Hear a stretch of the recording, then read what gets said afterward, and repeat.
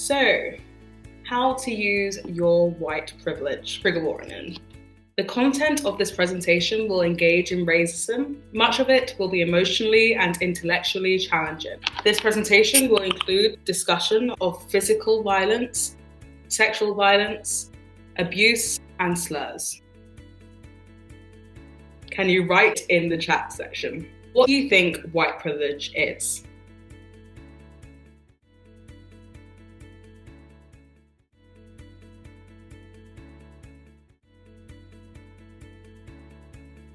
I understand that it's actually very, very difficult to answer. So, definition. White privilege. Noun. Inherent advantages possessed by a white person on the basis of their race in a society characterized by racial inequality and injustice.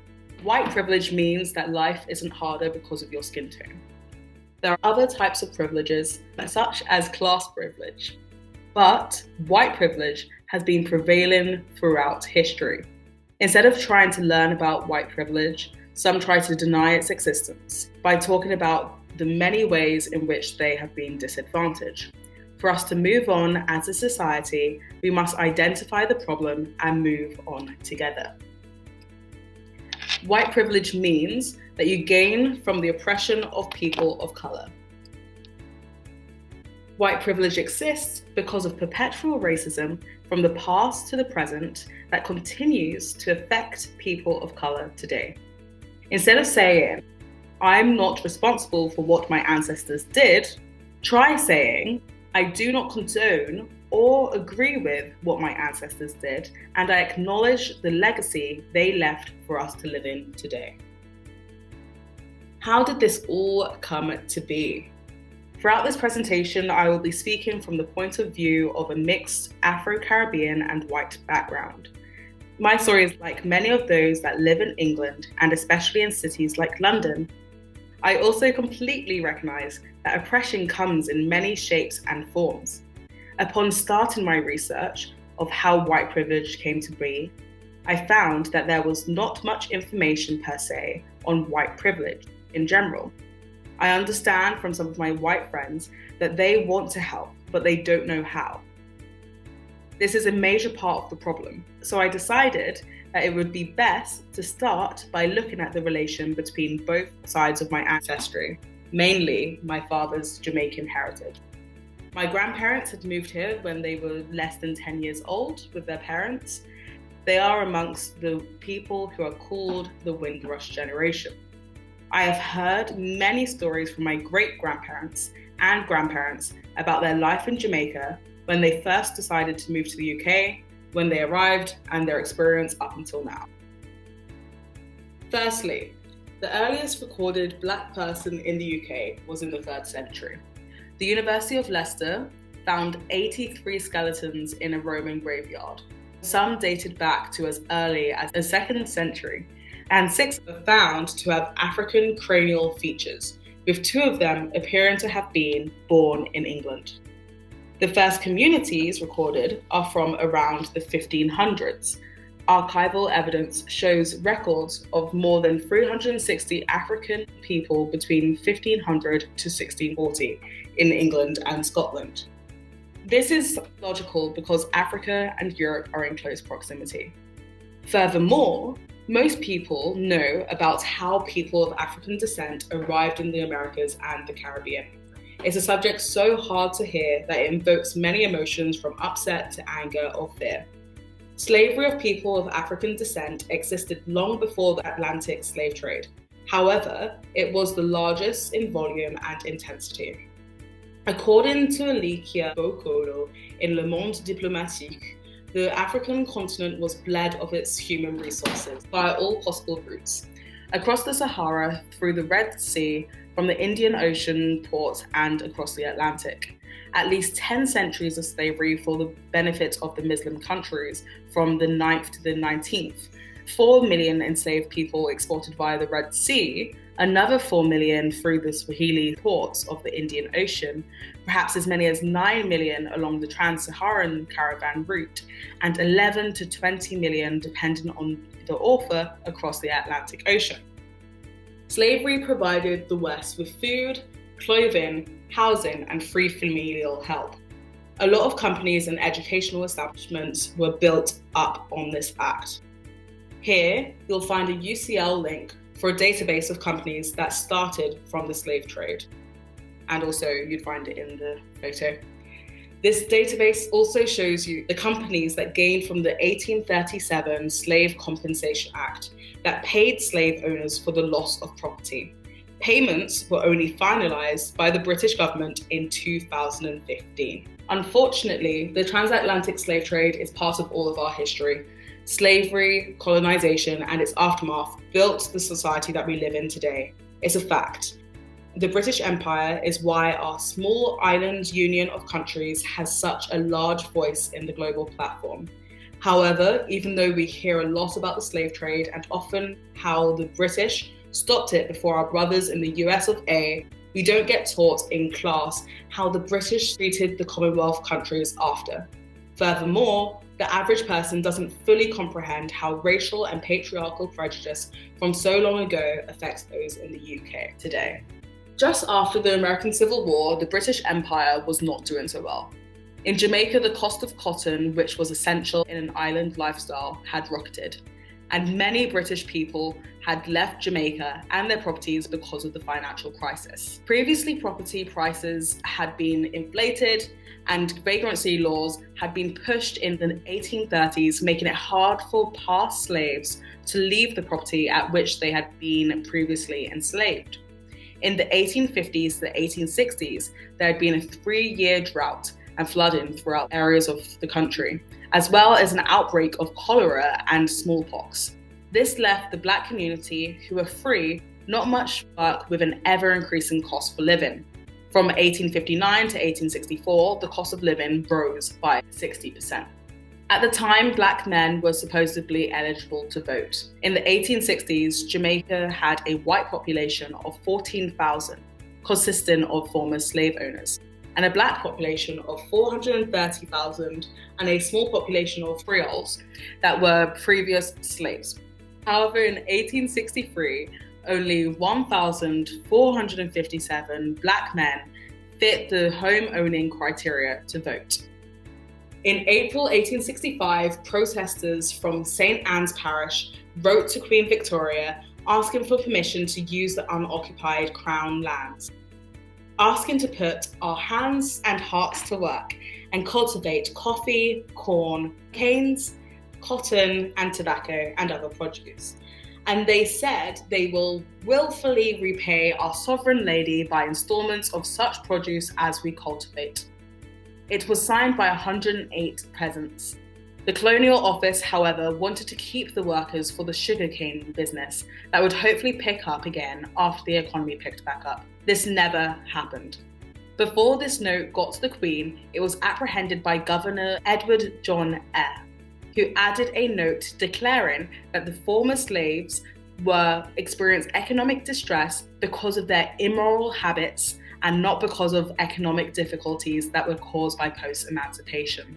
Henry Taylor, head of the West India Department of the Colonial Office, replied on behalf of the Queen, saying to abandon their dreams of land and use their labour to make the plantations productive.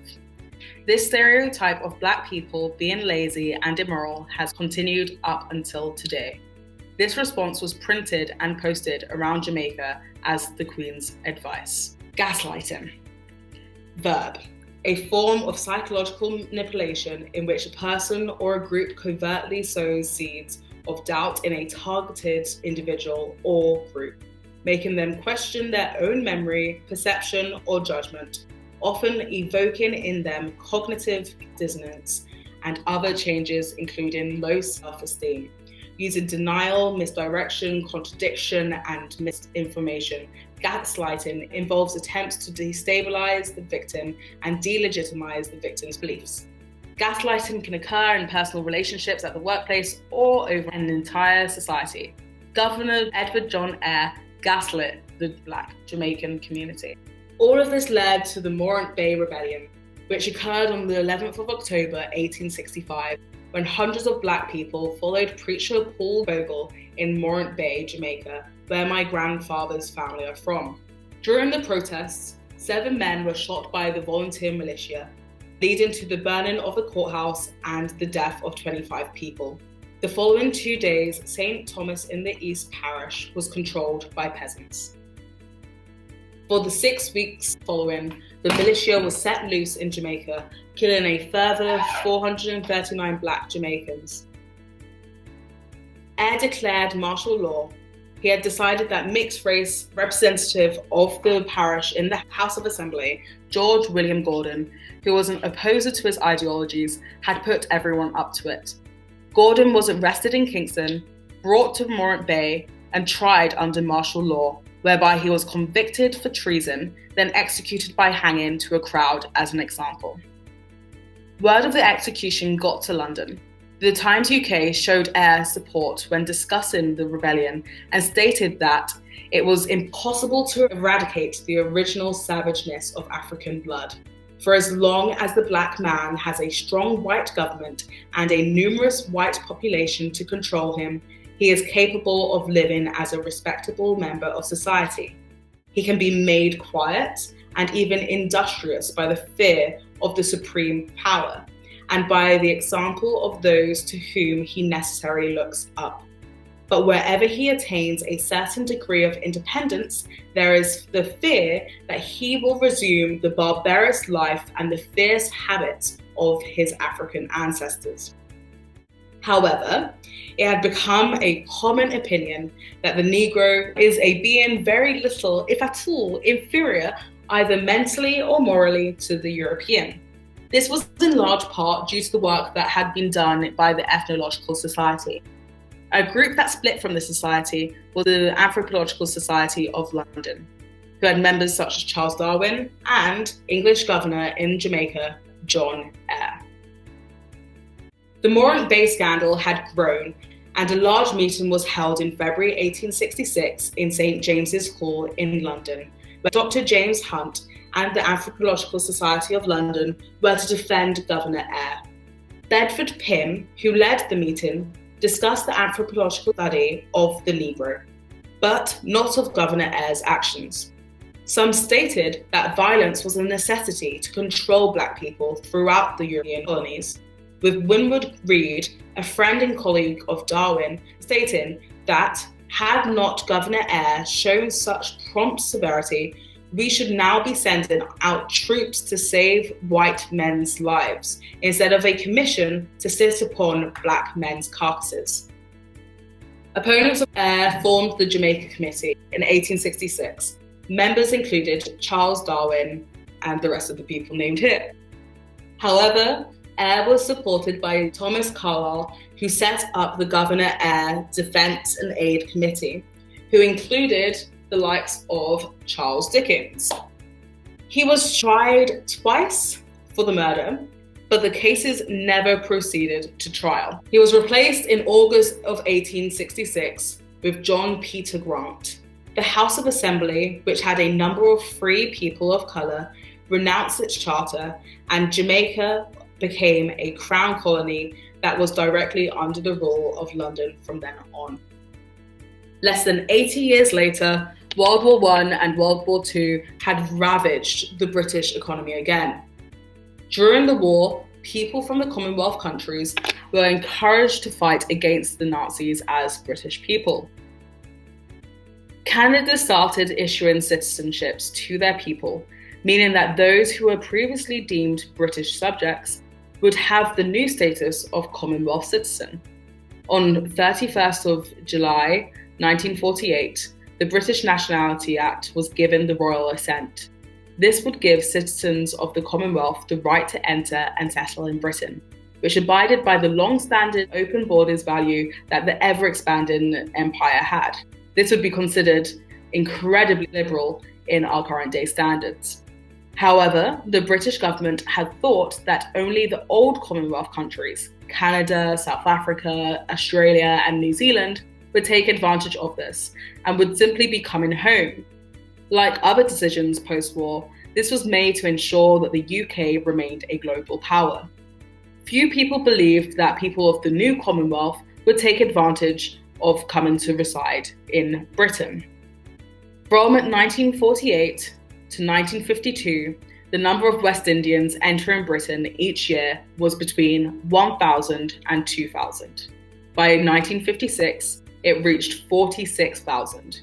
Then there was a tailing off in 1958 and 1959, for which the respective totals were 30,000 and 22,000. Conservative leader Winston Churchill had returned to 10 Downing Street in October 1951. In 1955, Churchill's government considered introducing a 5-year limit on the right of settlement to non-white immigrants from the new Commonwealth, but thought better not at the last minute.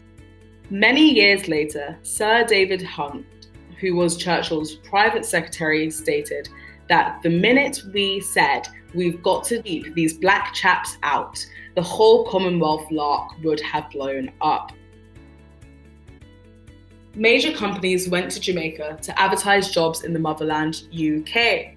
The general attitude of the British public, understandably, was anti-racist after World War II. Nevertheless, studies at the time showed that there were 3 major groups: the terribly racist, the moderate, and those that were not racist. The racists, however, had the government on their side, who would constantly perpetuate the stereotype that black people had a sense of irresponsibility, quarrelsomeness, and lack of discipline, and black men were slow mentally and in general not up to the standards required by British employers. This was written by the Working Party, who were representatives from the Home Office, the Colonial Office, the Commonwealth Relations Office, the Ministry of Labour and National Service, the Scottish Home Department, the Ministry of Transport and Civil Aviation, and the National Assistance Board, most of which exist today. White migrants were seen as beneficial after the war. At the time, the words immigrant and coloured were used interchangeably. The white population would often say that there was an immigrant problem, and black immigrants were considered lazy and unreliable. Just like the housing problem that occurred after the American Civil War in Jamaica, the UK had made the cost of living for Jamaicans extortionate. Corrupt landlords such as Peter Rashman exploited immigrants. Of those that were fine with black people, many stated that they wouldn't want them to marry into their family because the children would suffer, even going as far as to say that they were an abomination. Riots were the name that was given to uprisings that were mainly attacks from white people on black people at the time. The 1958 Notting Hill riots were actually started by a mob of white working class men that attacked an interracial couple at a bar because they did not agree with a black man speaking with a white woman. In a matter of hours, 1,000 white men were involved with attacks on West Indians, leaving 8 people hospitalized. At the time, my mother's grandfather, who was Afro-Trinidadian, and her grandmother, who was white, were dating. I have been told they were approached with a multitude of anger, disgust, and my mother's mother and siblings were not felt welcome in the white community. My great-grandmother, however, is another piece of evidence that not everyone opposed the integration of Afro-Caribbeans in the British community, and she encouraged her children to embrace both sides of their backgrounds. The National Front, a far-right fascist political party, was quite vibrant in the UK during the 80s, especially in certain areas of South London. During a birthday party for black teenage girl Yvonne Ruddock on the 17th of January 1981, a house fire started from what the police suspected to be a firebomb. This was suspected to be either a revenge attack or to stop the noise of the party. The fire killed 13 young black people aged 14 to 22. Members of the National Front were the largest suspects. The Black People for Actions Day protests with 20,000 participants occurred after. However, no one was charged. The National Front still exists today. There are also other racist groups such as the English Defence League that was founded in 2011 and the British National Party, who encouraged the Vote Leave campaign for Brexit. Modern day racism in the UK. Vocabulary. So there's BAME, which is Black and minority ethnic. This is used in the UK and it's extremely generalized. Those that are considered a minority in the UK are most certainly not the minority globally. POC is for person of color that is used in the US. BIPOC is Black and Indigenous person of color, which is also used in the US. It was created to be more nuanced and inclusive than POC. There's been a decrease in the use of BAME in the UK. Maybe another more inclusive word will be introduced into our vocabulary soon. The years following the new crossfire, racial divides have slowly mended. Nonetheless, Black men and women were still followed by racial prejudice that came from the time of slavery. My parents have told me that from the 80s up until now, that covert racism has not changed much. Our natural hair is still considered unprofessional.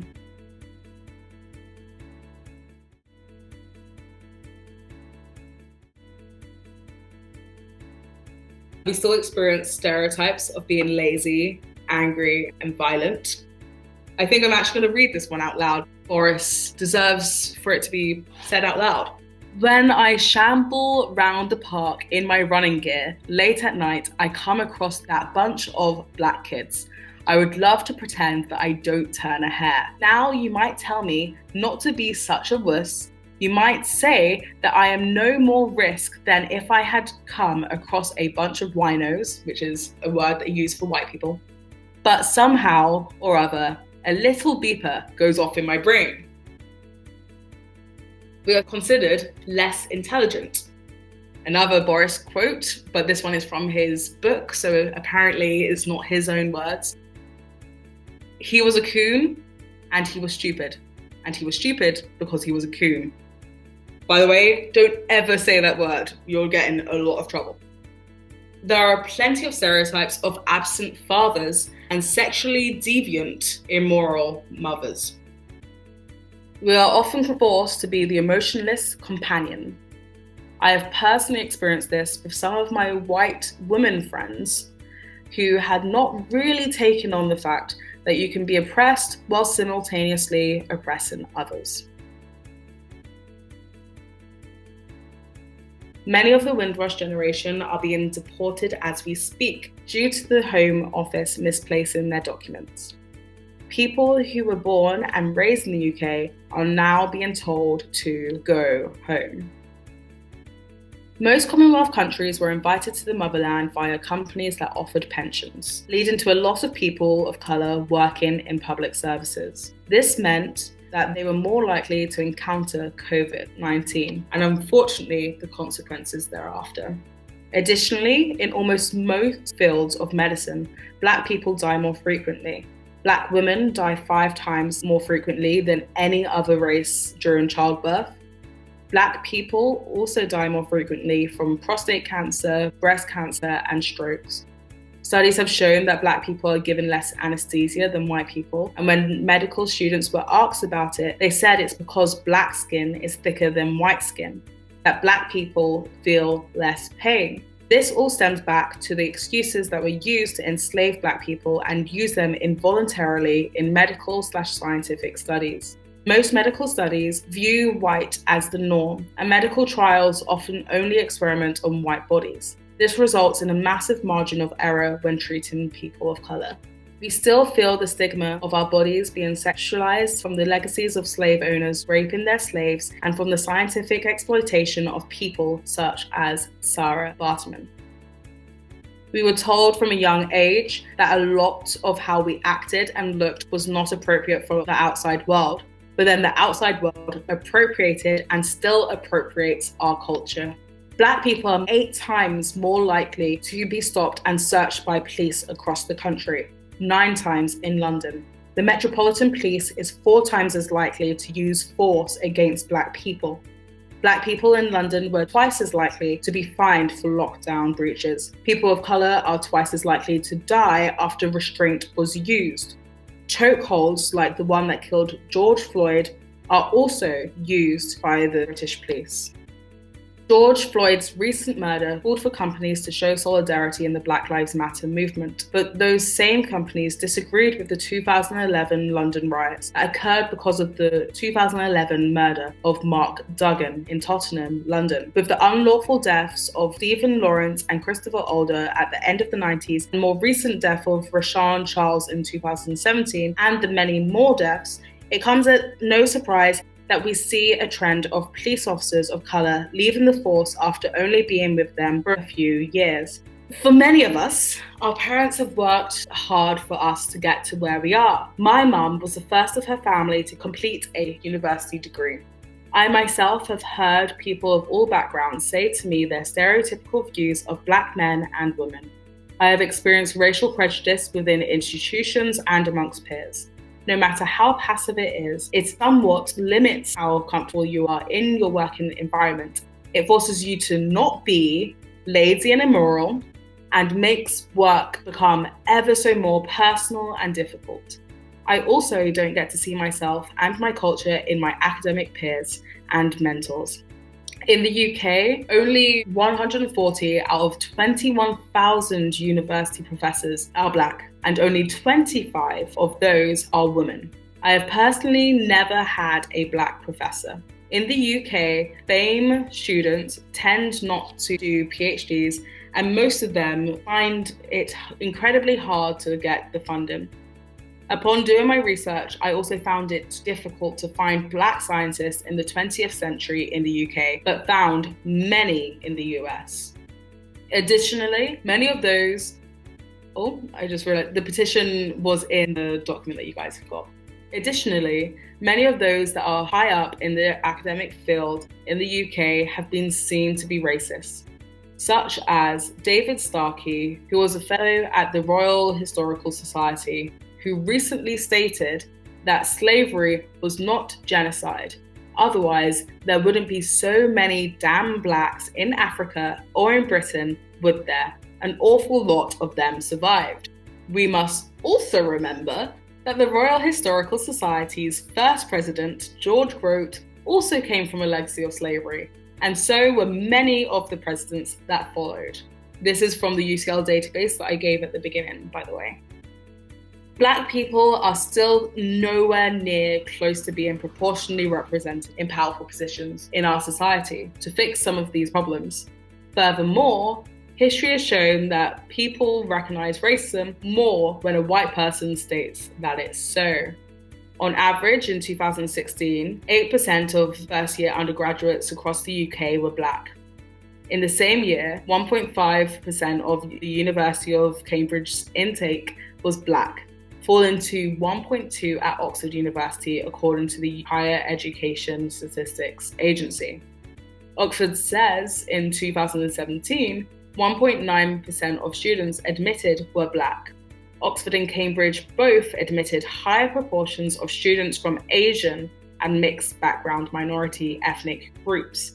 This is in line with the national trend. I personally witnessed this in my department, where in my year, there were 3 fully Black people, all women and all international, so making the university a lot of money. Then the only Black student that they had from the UK was me, a mixed race girl, which I openly put on the form. This occurred in the year below me too. I could not find any statistics on how many Black students there were in UCL, but I could find stats on BAME, which is a blanket term used for all non-white people in the UK. This does not say much for Black people, as some other races are considered the ideal minority, still bad, but still a stereotype. They therefore get accepted to universities at a larger rate. If we don't disaggregate the data, we leave room for dismissal of the problem. Could you now try and say what you think white privilege is, and how do you think we can combat this? So, based on what you said, the kind of last few slides, I'm guessing white privilege, not to just repeat the definition, but is where having to overcome being not the norm, almost. You know what I mean. I completely get what you mean, don't worry. Yeah, cool. I was too slow to type last time, so I thought I'd try and come on, and then I didn't think through what I was saying properly.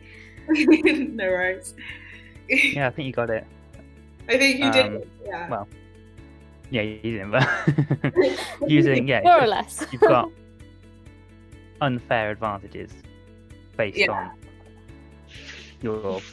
Like, regardless of the other identities you hold, or the other advantages you might have in life, be that socioeconomic or gender-wise or whatever, that specific thing, in comparison to someone else who is white, if you are not, then there are just going to be certain things that people might think about you, or that might influence how people treat you in comparison to if you were not black or a person of color, or basically in comparison to if you were white.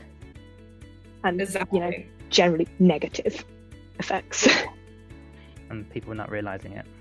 Yeah, exactly. And being privileged enough to not have to realize it. Okay, perfect. Thank you, guys. And that's where it needs to be, as we saw from the history that you went through. It's largely a result of actions taken. Well, it is a result of actions taken by white people. Unfortunately, it doesn't seem to be black voices that are listened to in this circumstance, because it seems to be that we're just quote unquote complaining, and that white people tend to be listened to more when it comes to this subject. And I'm going to show you what I mean by that. So, how can you use your white privilege for good? Systemic racism has occurred throughout history and continues to affect people of color today. This is unfortunate, and it is so much more than apologizing for what your ancestors could have been involved with. Being a good person doesn't seem to be enough. The way in which the privileged can be the perfect ally is to dismantle the current structure that we live in today, that is designed to make life a whole lot less smooth for people of color and other disadvantaged minority groups. What should I do? Teach others about the struggles of people of color. This database is a collection of places of gathering for people of color for the past 100 years. Listen to and encourage the voices of people of color. Confront injustice even when it's uncomfortable. Be actively anti-racist. And then here are a bunch of resources that is in the resources list. And I now leave it up to you guys to try and change the world. And we could have a discussion about what you've learned, basically. Can I just ask, this list of resources, are you happy to share that on Slack? Yeah. So this document that we have, there's all the resources there. So we could just transfer it on that. Mm-hmm. No. Shall I start by saying thank you to Chaneil for running this, because it took a huge amount of work and it was really good. So thank you for running it, Chaneil. Thank you. Yeah, thank you. Yeah, thank you. Thank you. I hope you guys learned a lot. I was advised to put the trigger warning at the beginning because I kind of forgot, because I was triggered the entire time I was researching it. So I kind of just forgot to write the trigger warning because I just knew that it was so triggering. I hope that it made you guys think. I don't know your ethnic background. I know that for me, as a mixed race person, I can't really hide the fact that I'm mixed race. That as I've got older, I've noticed more. Like, I didn't notice much when I was younger. I was like, I kind of was oblivious to it. It might have been my privilege in the fact that I was middle class, or the fact that I was lighter than other black people. But I definitely didn't realise the extent of how racist the UK could be. So yeah, I hope it enlightened you guys a bit. Yeah, it was really good. I really learned a lot from it. Does anyone have any questions? I do, actually.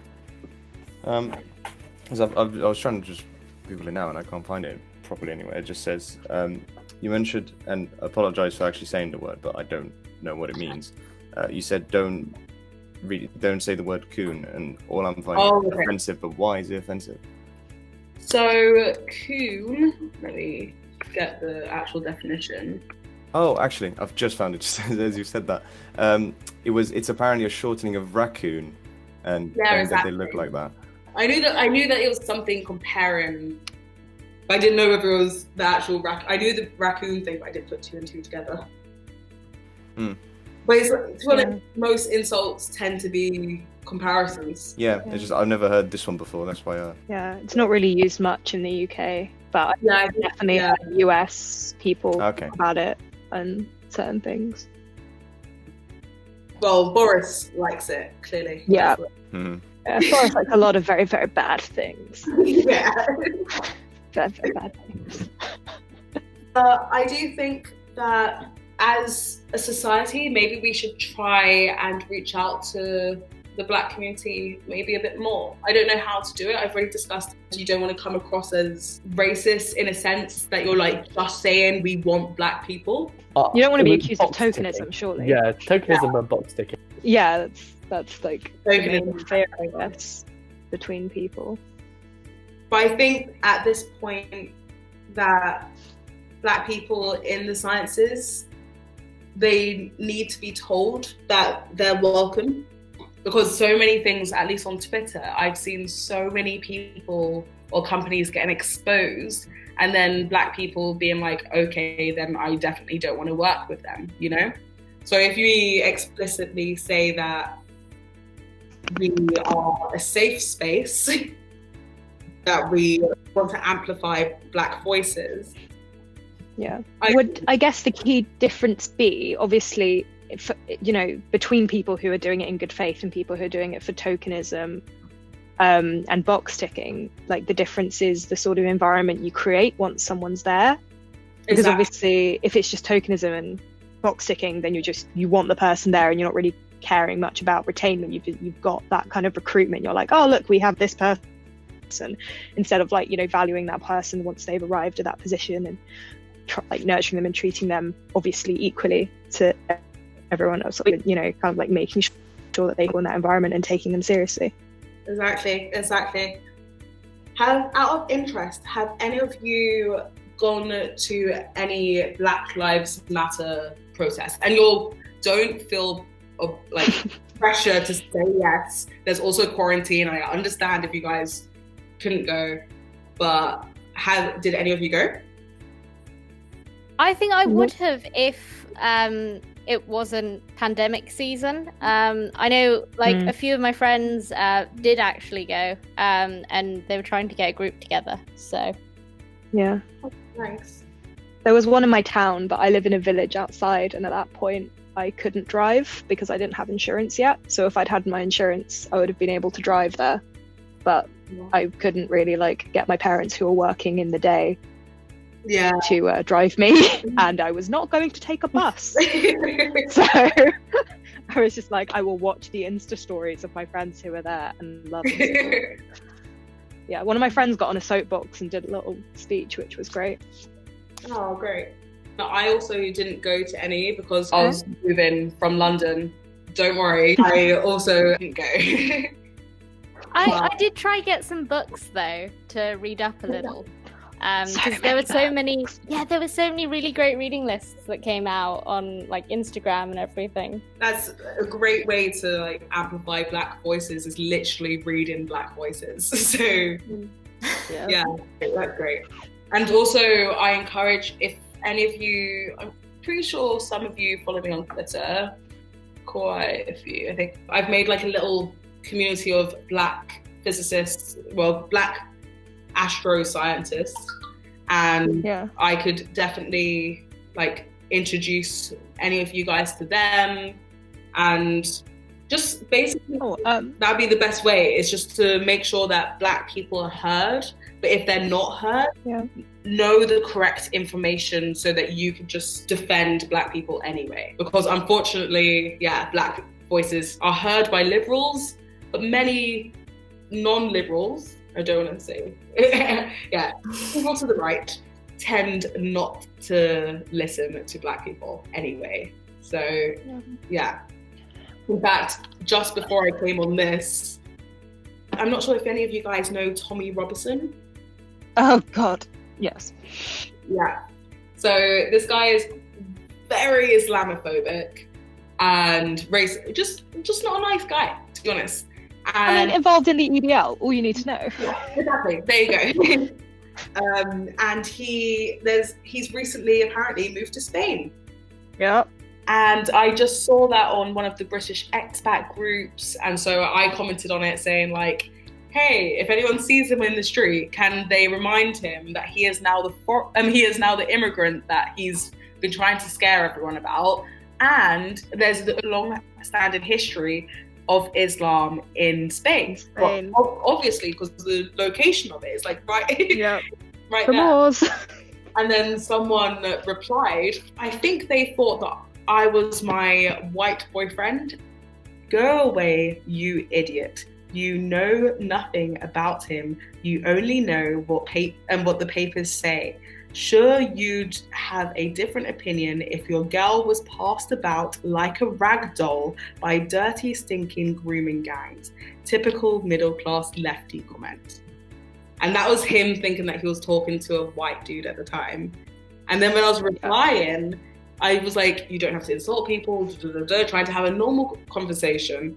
And then he started to talk about me being black and being a hippie and encouraging terrorists. But this is the thing. He was dismissive, obviously, because he said, go away, idiot. But he was less dismissive in the fact that he still listened when There's a lack of violence. Yeah. In the reply when he thought you were in quote unquote equal. Yeah, exactly. And as soon as I replied and he noticed that it was actually a black woman, he suddenly started getting really dismissive, started saying that I was a hippie, started insulting me, started like, all because he wanted to defend Tommy Robinson. I'm assuming he doesn't know, like personally. You'd hope. You'd only hope. And there's many of those people. I literally have had to, since this whole Black Lives Matter movement becoming more like in the press and stuff, I've had to delete quite a few friends, to be honest, on Facebook, because a lot of them have just said nasty things. Like one of my friends, a very close friend, like family friend, he compared people dying from police brutality, black people dying from police brutality, to the amount of people that die from a coconut falling on their head. And say that it's no less dangerous and stuff like that. Yeah. Oh, honey, I'm sorry. Talk about the black community and how they're just more violent and how like, yeah. But there's many people like this, like many people like this. And as I said, I've had to delete a lot of them. So. Yeah, I have a lot of friends who family in the police, like whose fathers are like at uni. Like 3 of my friends have fathers who are in the police force, so obviously their like natural bias is like, oh, obviously they're not like bad people, and they're also not in like places like London where there's a much higher proportion of black people in comparison to other areas. And you're kind of there like, but no, I'm sorry, I'm sure your dad isn't awful, but other people are. And you can't deny that. Exactly. My mum and dad are lawyers, and they've got multiple friends that work for the Met Police, and they're nice people. It's not all people that are horrible, but the people that are horrible definitely shouldn't be in a position of power, you know? Yeah. And obviously the whole system is like rigged as well. Yeah. So it's never, even without racist people, still crap. And I think to some extent that might be to do with unconscious bias. So like when you're talking to someone, they might not, like obviously this isn't the case with all people, but like they might not necessarily think they have anything against certain people, but when the time comes and they make snap decisions, they do present that bias. Exactly. I don't know if that's that makes it's complete sense. It's it's unconscious bias where it's in the back of your brain. It's incestuous. It's there, but you're not necessarily saying it out loud because you know that it's bad to say it out loud because you know that you're for it. Yeah, and also like associating like obviously everyone has like racist kind of not tendencies, but in terms of like prejudices. And the point isn't of anti-racism is obviously like from what I've gathered is not to, necessarily deny those, but like, acknowledge that they exist and that you need to change them. And that's, obviously a wrong thing. Acknowledge the prejudices you have and work on changing them in that like sense, because ignoring it and being like, but I'm a good person, helps no one. Exactly. And that's what I said in the presentation. Unfortunately, it's not enough to say that you're a good person at the moment. And in fact, I saw something, I think it was on my, because I was talking about the prejudice and everything in the UK, but my Trinidadian granddad that you guys saw, he had 7 brothers, and all of those 7 brothers moved to the US. Yeah, I have a lot of family there. So like, I may be talking from a British perspective, but the British Empire was the entire world. Like, we had not every country, but like we had our hands in every part of the world. And it's so strange that we think of America as this massive racist country, but the exact same things. We started it. Exactly, we started it. We abolished it first, but like, that's not exactly a moral high ground. No one gets cookies for that. Exactly. My non-white side is Puerto Rican American, so I also have family in the US, and I'm Latina, so I have like vague story kind of experience. My mom was raised in the Bronx and in Puerto Rico itself as well. Yeah, when she was in like the 1970s, and then after 10 years they left. Oh, nice. I lived in the Bronx for a month last year. Not last year. 2 years ago? Yeah, 2 years ago. I think I went once when I was a little kid to see someone, and then also like when we went to America last year, she took us and said, never come here without me, because she trusts nothing. Yeah. Reasonably. Like, you probably have a similar history then, and especially being Puerto Rican, Puerto Rico is still part of the States, like it's part of the States, you're not allowed to vote. We have voting, and also if you're in Puerto Rico, you can vote for the governor, but you can't vote for the president. So luckily, because my mum's last address is New York, because she went to college and that was the last time she lived in the US. Like, she married my dad, moved to England, hasn't lived there since. It means I still get to vote in US. Puerto Rico is a territory, which is a fancy word for colony. We can only borrow money from the US, and like everything else, it's always corrupt. All of our governors have been corrupt. We overthrew one last year, I think. And then the new one who got put in instead, without a vote, is now being investigated for corruption as well, which is great. But yeah, so wow. It's the joy of a melting pot. Yeah, the thing is because it's so similar in Brazil and also like Trinidad and other countries where these colonial pasts, we think of them as being the past, but it's so evident in the way that the community is right now, especially with let's say India as an example, with the caste system, even though obviously there is a whole history of it in India anyway. The British definitely amplified it and used it to advantage completely. Yeah. I mean, the Latinx community is racist as heck. My mom was recalling to me things that her grandma had said regarding marrying and improving the race by marrying lighter people, and I'm like, good lord, what? Exactly. So yeah, the Latin community is insanely racist as well. It's just pure colorism. Yeah, exactly. I've also, but that's also, I was going to put that in the presentation, but I wasn't, it didn't really go with the whole thing. But cover only so many things at one point. It's, I'm not sure if you guys have heard about William Lynch, but he was a guy that was in charge of some plantations in Caribbean, and he basically went to the States to give a speech on how to make a slave, how to make the perfect slave. And he basically, I'm going to share my screen again because I want you guys to see this. Yeah, what is this madness? Yeah, no, he was a horrible, horrible guy. So, the making of a slave. So, here. In my bag, here, I have a foolproof method for controlling your black slaves. I guarantee every one of you that if it is installed correctly, it will control the slaves for at least 300 years.